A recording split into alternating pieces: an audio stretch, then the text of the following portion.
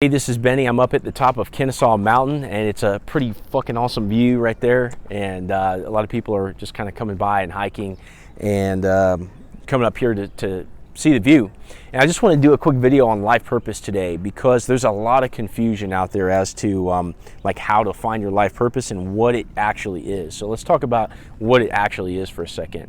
You know, a lot of people kind of think that, well, okay, take mainstream advice. So mainstream advice would have you believe that life purpose is like either something that's like this thing that's floating around out in the air that you have to discover after like going to a sweat lodge or something like that, right? Like it's this predetermined thing, like with your destiny, you know, and that's false. Life purpose is something that you choose, and it's also something you choose moment by moment.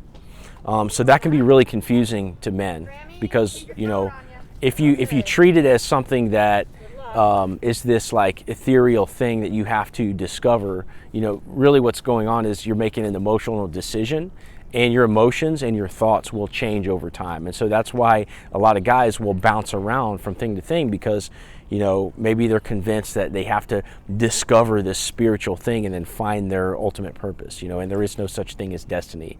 So that's one thing. The other thing is that, you know, mainstream advice, a lot of like business columns and stuff like that would have you believe that your life purpose is like a trade. So let's take an example of that. So let's say that you decide your life purpose is to be an electrician. And so what you tell yourself is, hey, I'm an electrician. I keep people's power on in their homes, which, you know, keeps them warm and stuff during the winter time, or, you know, keeps them cool in the summertime. And so what happens as an electrician when you change you get a new job because you need money, so you're going to support your family. So all of a sudden now you're an electrician, maybe that you work at a government agency, like you work at some government installation where your job is to keep up their reserve power source, and you have nothing to do with the general populace, right? You're just keeping up this one particular like military base. So now you can see that because of the, you know, finite conditions of the world and because of your needs, you know, monetarily, etc., change, and you want to survive, you want to provide for your family, and you take the job, but now all of a sudden your life purpose has changed too, because your narrative was forced to change from like position to position. And so your life purpose isn't this, you know, destiny, and it's not necessarily your trade. It has a lot to do with it, but understanding this nuance of what your life purpose is can help you keep from bouncing around. So let me explain. So if you read Way of the Superior Man, it's a book by David Data, which I read over and over and over again. This is, I think, my number one book, at least right now. It's the number one influence in my life.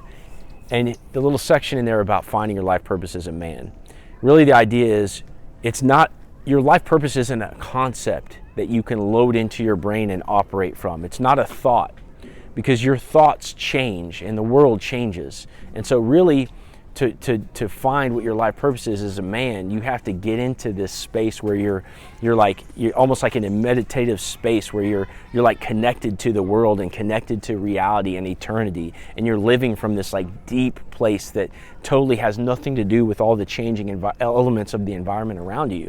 And so to be in that space, it's much deeper than say, I'm an electrician. You know what I mean?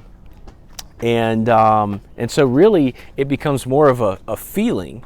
So what's happening is, as you're living from that place of deep purpose, you're kind of taking a minute to connect to what's around you. So like right here, we're on top of Kennesaw Mountain, right? There's the wind, and there's the really cool view over here, and there's the people around and everything.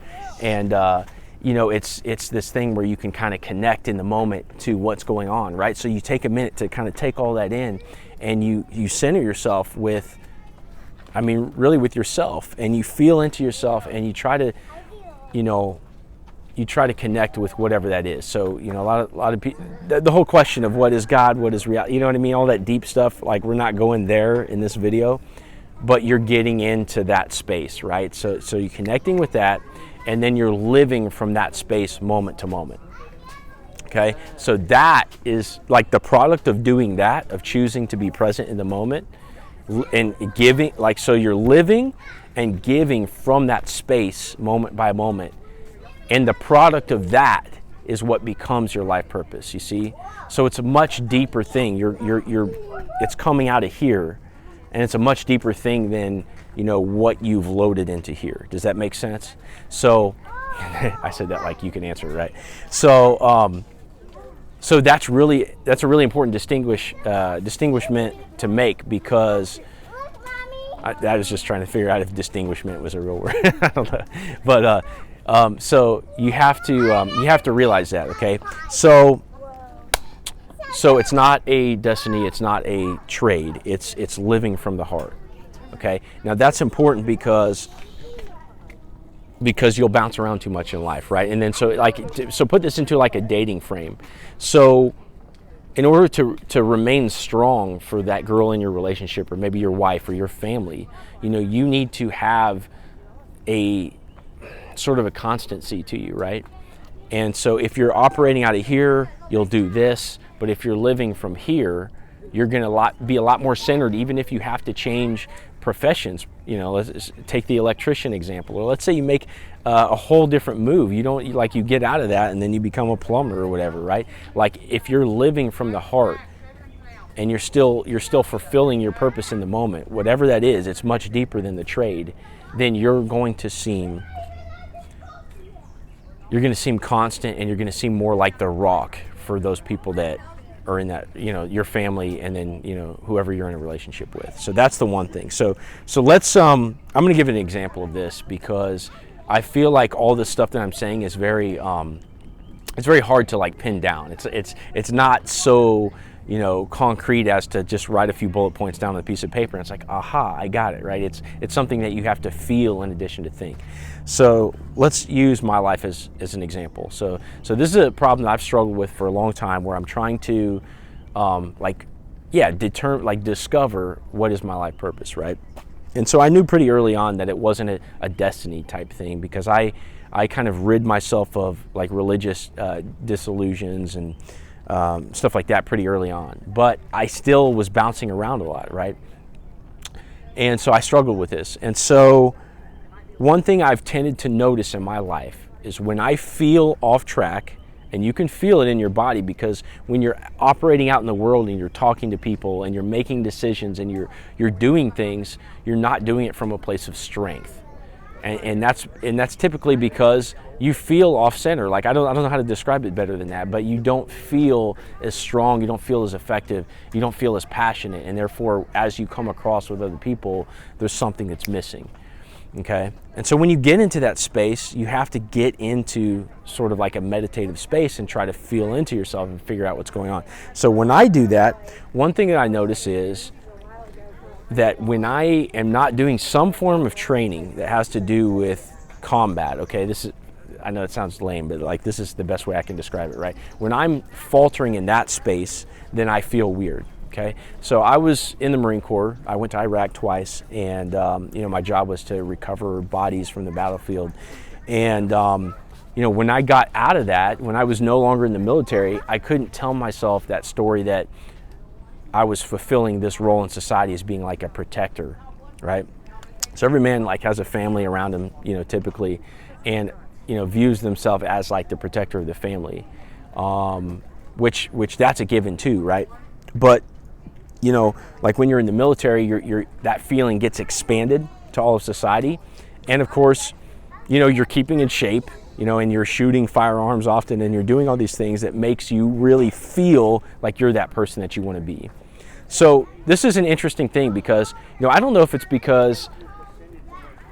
this is like societal programming, right? So this could be like a duty type thing that you feel that like got put into your brain by society by watching movies and TV and commercials and all this stuff. I don't know if it's that, or it could be something that's like, it could be like biological programming, right? So the male gender of our species, is the strong, physically more like superior in stature or strength or whatever, right? Typically, and sort of fills that role of, the protector, and it could be a biological thing, right? But I think if you look at my life, I've taken a lot of actions that sort of are congruent with that role, Okay, so a lot of men will like say that that's their thing, and to some degree it is, right? Because you have to protect your family and the people around you. But not all men carry guns, right? When I had at points in time where I haven't owned a gun, I felt like I was kind of slacking on my duty because I knew that something could happen, and yet I was charged with being the one to protect my family. I got kids and I had a wife at the time, and so I would feel weird like if I didn't have my gun. Anytime I've gotten out of shape, I've felt like weird because I knew that if I got into a physical altercation that I couldn't perform as well as the duty that's been placed upon me. Okay, and so I take that seriously, and so I feel weird if I get out of shape. There is a certain pride that comes with serving the military or law enforcement or whatever, and you feel that it's sort of a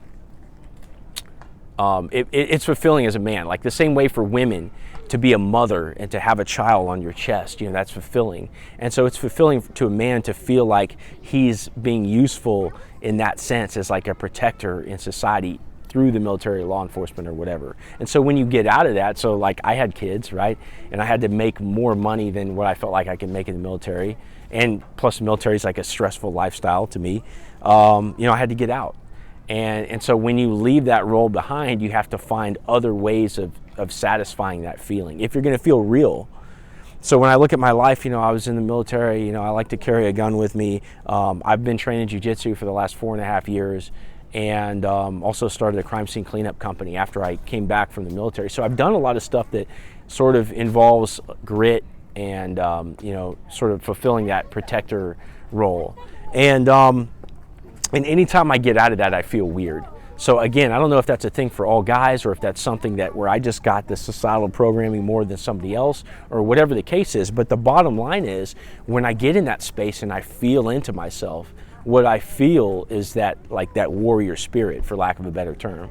Okay. And so I know that for myself, that's something that I have to live out. Okay. Now I could put some kind of like bullet point in my mind, like, hey, concept, warrior spirit, right? And if I try to live from that, like as this concept, it's not going to be enough. But when I feel into myself and I realize some of these things, and then I take actions from that space, then I'm living, my life purpose in that regard. Okay, so that's half of it. The other half is for me. So we're talking about me right now as a case study for you. Okay, the other half of it is that when I'm not speaking from the heart, then I also feel like I'm not giving to the world. So if you read the book Way of a Superior Man, the whole point is, a man's purpose is to give in the world, and to give he needs to grow into himself, and you want to feel satisfied by giving everything that you have. So at the end of the day, you can, like if you died at the end of the day, that you felt like, hey, like it's okay to go because I did everything I could. And so so the other part for me, like when I feel into myself to try to figure out like what do I need to give, is speaking from the heart. So in the times so I've always kind of flirted with YouTube. I've got some old videos on here, and it's been something I've done for a while, but I've never really got consistent with it until like this year. But in the times that I wasn't doing this, I felt like I was leaving something out, like I wasn't being fulfilled, because I knew I had something in here, right? So I'm somebody that likes to break down, things, and I like to have deep intellectual or, like conversations from the heart. And you don't meet people in your everyday life all the time or even if you do, you don't get in situations where you're sitting around a campfire and then you can just share this kind of stuff all the time, right? So for me, I feel unfulfilled if I can't like give from that space. And this is like the perfect format for me to do that because, I think about all these things and why not share that? Like if it's something that can bring something to somebody's life, like why not share that, right? So that's the other part of it for me. So when I'm not speaking from the heart, then I'm leaving something on the table. And that's a problem. Like, so every guy should be feeling into himself. Maybe he goes and he takes a camping trip to kind of get, centered again. feeling like what's in the heart, and then giving from that space every single day to where you feel like, okay, like I'm doing what I'm supposed to do, like I'm leaving it all behind. It's okay. And so I feel like that's a good case. So you know what I mean? So like if you're listening to mainstream advice, if you're listening to, like the business articles that say, how to find your life purpose, or if you're listening to like the guru type guys that kind of make it sound like it's a destiny or whatever, like don't get confused by all that. Like take this case study where I'm going into detail right here and telling you how this connects to my life, and figure out what that means for you, because it's going to be different for every guy, right? Because you probably have some kind of gift, which again, I don't really believe that's like a thing handed to you from like some spiritual entity. It's something that's developed in the course of your life. But you probably have some kind of gift that, if you're not sharing it with all of society, because we're all in this thing together, if you haven't noticed by now, that you're gonna feel like, well, for one, you're gonna feel underappreciated, because you will be underappreciated because you're not giving enough. And you probably won't earn as much money. You're probably just gonna feel not respected enough, and then you're just gonna feel like you're not gonna feel good because you have something that you could share that you're not. And so whatever that is, you take the time to, even if it means like going away for a month, like, take all your vacation for work, you go out, go camping, whatever, just get into solitude. And first of all, read the book Way of the Superior Man, because it outlines this whole process, right?